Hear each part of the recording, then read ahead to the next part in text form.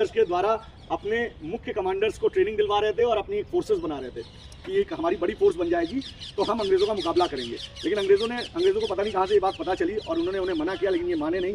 तो अंग्रेज़ थोड़ा डरपोक भी थे, जैसे ही कोई कार्रवाई देखते थे तो हमला बोल देते थे। तो हुआ ऐसे ही कि ये गए गवर्नर जनरल के पास और वहाँ से आदेश लेकर आए और इनका देश निकाला करवा दिया। लाल अली शाह का अयोग्य घोषित कर ये स्टेट को सही से चला नहीं पा रहे, इसलिए इनका देश निकाला करो। तो लखनऊ के लोगों से अक्सर वो घूमते टहलते आम जनता की तरह मिल जाते थे, तो लोग उन्हें बहुत प्यार करते थे, जाने आलम बोलते थे प्यार से। तो जब यहाँ से उनका देश निकाला हुआ तो कहते हैं औरतें और बच्चे खड़े होकर पीछे रो रहे थे और हाथ हिला रहे थे अपने अपने छतों से, उनको गुड बाय बोल रहे थे। और यहाँ के मर्द उनके पीछे पीछे चल रहे थे और उनको छोड़ने जा रहे थे कानपुर तक, वो भी रो बिलख रहे थे। और कहते हैं उसके बाद कि वो यहाँ से जब गए हैं तो ये गाते हुए गए, अपनी द्वारा लिखी गई एक गज़ल है, नज़्म है, जिसको गा रहे थे कि बाबुल मोरो नैहर छूटो ही जाए, चार कहार मोरी डोली लिए जाए। आप सुन सकते हैं, ये यूट्यूब पे भी अवेलेबल है।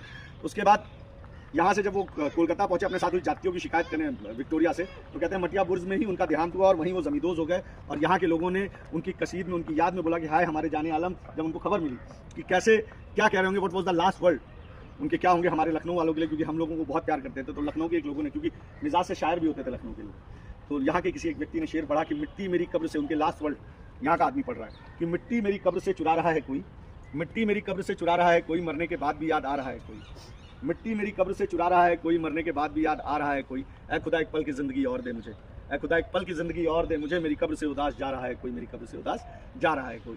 तभी पश्चिम बंगाल के बैरकपुर छावनी में एक धमाका होता है और पता चलता है कि मंगल पांडे नामक एक युवक ने विद्रोह कर दिया है। आज से हम अंग्रेजी कारतूसों का प्रयोग नहीं करेंगे, क्योंकि वो सूअर और गाय की चमड़ी से बनी होती है। और अंग्रेज़ों की फौज में ज़्यादातर हिंदू और मुसलमान दोनों साथ काम करते थे और दोनों के सेंटिमेंट्स हर्ट होते, इसलिए अंग्रेजी कारतूसों का प्रयोग करने से जब मना किया तो उसी के एवज में, उसी के दंडात्मक रूप से कार्रवाई करते हुए अंग्रेजों ने उन्हें फांसी दे दी। और जब ये बात मेरठ पहुंची और मेरठ में उनकी बटालियन को पता चला तो पूरी बटालियन ने विद्रोह कर दिया।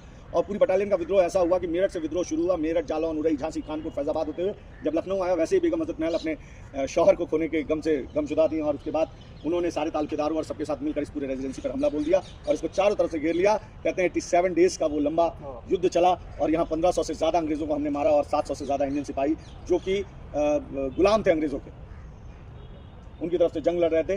तो कहते हैं कि यहाँ चारों तरफ लाशें ही लाशें बिछ गई। 3 मोर्चे हुए यहाँ एक बैटल हुई, the battle of Chinhat, the battle of Ismailganj, the battle of Sikandarbagh. Sikandarbagh में सिख बटालियन ने हमें बहुत नुकसान पहुंचाया, जो उनकी तरफ से लड़ रहे थे सिख। उन्होंने 2500 से ज़्यादा हमारे क्रांतिकारियों को सिकंदरबाग में मारा और बाकी उन दोनों मोर्चों पर तो हमने उनके कान खट्टे कर दिए, दांत खट्टे कर दिए एकदम। लेकिन यहाँ से फिर 24 नवंबर को रातों रात कॉलिंग कैम्पबेल, जहाँ 926 औरतें और बच्चे जो बचे थे, रातों रात इस जगह को आकर खाली करवा देता है और यहाँ से निकल जाता है। फिर कभी दोबारा अंग्रेज इस जगह पर रहने लायक नहीं बचे। तो ये वो जगह, तो अभी you are free, you have time. करीब 6 बजे तक का आपके